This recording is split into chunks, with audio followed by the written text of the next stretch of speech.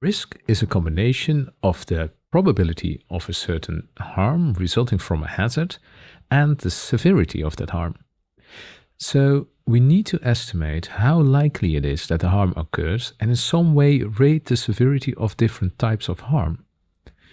According to ISO TR 24971, Article 5.5.1, we should take into account the circumstances in which a hazard is present, the sequence or chain of events leading to a hazardous situation, the probability of that hazardous situation occurring and of that situation actually leading to harm, and the severity of that harm. So let's first take a closer look at estimating those probabilities by looking into the electrical safety of a syringe pump using a scheme similar to that in the ISO standard. First of all, it's important to realize that the presence of a hazard, like electricity, will not always result in a hazardous situation. In this case, the user being exposed to the electricity, for example via blank wires. So there's a probability P1 of this hazardous situation to occur. But before the user can get exposed to blank wires, several other things need to go wrong first, and these together form a sequence or chain of events. For example, the user cannot get exposed to the wires if they don't first open the pump's cover, maybe for doing maintenance. There's a certain probability that this happens. Let's call it P1C. But even if the cover is open, there's only a hazardous situation if the device is powered on.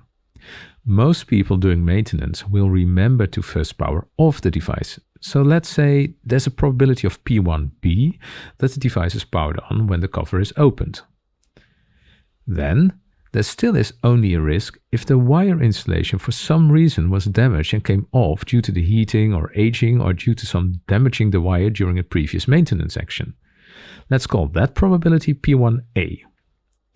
Now, because our hazardous situation only occurs if the other events all occur as well, P1 is the product of P1A to P1C. Similarly, the occurrence of the hazardous situation will not always result in harm and will also not always result in the same kind of harm. If the user doesn't touch the wire, nothing happens. If the contact is just a quick tap, the user may simply just feel a bit of discomfort. If the contact is a longer touch, maybe the user grasps or touches the wire while being stuck, there may be electrical burns. And if the contact is too long and the user has a weak heart or a pacemaker, they may even die. These different harms have different probabilities, with that luckily being much less likely to happen than discomfort in this case. We say in this case because in some situations the worst harm can also be the most likely. Take for example the situation being that you are in an airplane that is crashing into the ground from great height. Then the probability of merely experiencing some discomfort is considerably lower than the near certainty of dying. Now, back to less scary stuff, our pump. The final probability of a harm to occur obviously is the product of P1 and the probability of P2 of a harm to occur when the hazardous situation is present. As you see, the worst harm, death, is the least likely to happen, with a chance of 1 in 20 million. Unfortunately, that doesn't have to mean that the risk is low too, because the worst harm is also the one with the highest severity. But first, how do we get all these numbers for the probabilities? Well, that very much depends on the type of thing you want to get the probability for. There are some common types of information that you could use. Historical data from the design and development of other devices could provide info on how often certain parts broke in other similar devices. Using calculations and simulations, you could predict at what load certain parts fail and how often that load occurs during abnormal use or during normal use. That could help you calculate the probability of a mechanical part breaking in practice. You could also use experimental data from failure tests for the same purpose. Or you could set up usability tests to see how often users accidentally misunderstand your device's instruction for use or make mistakes even when attempting the correct actions. Reliability estimates may be obtained from scientific research or product test data, such as the sensitivity and specificity of a diagnostic image analysis algorithm for finding tumors. When your own device or similar devices or their parts have already been produced, you could use production test data or post-market surveillance information to determine how often and under what conditions your device or certain parts of it cause faults. When your own device or similar devices or their parts have already been produced, you could use production test data or post-market surveillance information to determine how often and under what conditions your device or certain parts of it cause faults. Or you could have a look at data from similar devices. You could, for example, check the FDA's MAUDE database that you see here, which is full of incident reports with medical devices and lots of faults to learn from. And lastly, you could use expert judgment from people deemed competent based on education, training, skills, and experience. That may sound like a bit of a wild card. If you don't have data, just get someone's opinion. But actually, we shouldn't underestimate the value of human expertise for such data. And moreover, there's often no other data available. So in case of a lack of hard data, you still must get some estimate, and then an estimation made by an expert is as good as you're going to get. As a matter of fact, it is not even always possible to come up with hard numbers for the probabilities. In such cases, you can also use discrete qualitative probability levels. This is one example from ISO TR 24971. That goes from low for things very unlikely to happen to high for things that always happen or very often.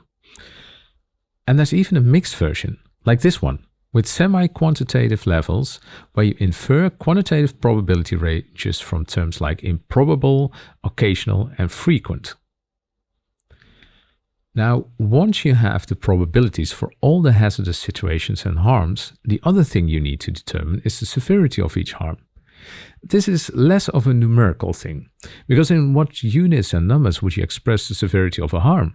For example, is a broken leg a 2 or a 500? And in what units? Also, each type of harm could have severities related to it in a continuous scale. For example, if you consider electrical burns, these could be very light, increasingly worse, until potentially lethal. So for that reason, to facilitate defining severities, severities are estimated in a discrete number of qualitative levels. ISO TR 24971 offers a few examples of such levels, like this one. Here, negligible stands for no or only slight injury, which could also include discomfort. Moderate severity would be for a skin lesion or a broken finger. And significant severity would be used for loss of sight, losing a limb, or death. Once you have all the probabilities and severities defined for all potential harms that can occur with your device, it's time to determine the risk levels so you can see which will need some serious attention by improving your device or its instructions for use. We've already seen this formula that shows that risk is a product of probability and severity. But this formula shouldn't be used in a literal mathematical sense, because severity cannot really be expressed in a sensible numerical units. That's why we usually put these in a risk-severity matrix like this. The columns indicate the different levels of severity. The rows are ranges of probability.